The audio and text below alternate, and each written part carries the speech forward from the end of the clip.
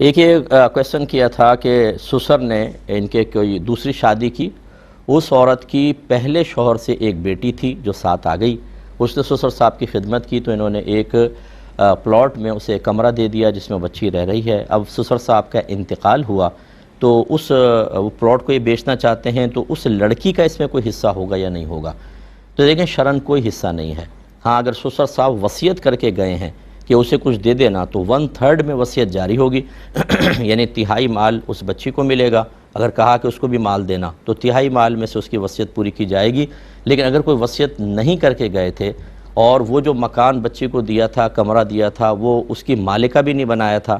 مالکہ بنانے کا مطلب یہ ہے یعنی ایسا گفٹ کرنا کہ وہ مالک ہو جائے، اس کا مطلب یہ ہوتا ہے کہ اسے تمام تر تصرفات کا اختیار ہو، وہ چاہے اس کو بیچے، چاہے تحفے میں دے، گفٹ کر دے، چاہے کسی کو کرائے پہ چڑھا دے، کوئی منع کرنے والا نہیں ہو سکتا۔ اگر ایسی صورتحال تھی پھر تو لڑکی اس کمرے کی مالکہ ہے۔ لیکن اگر سسر صاحب نے ایسا نہیں کیا، صرف رہنے کے لیے دیا ہے، تو اب نہ وہ مالکہ ہے اور نہ وراثت میں اسے حصہ ملے گا، لہٰذا آپ اس پلاٹ کو بالکل بیچ سکتے ہیں۔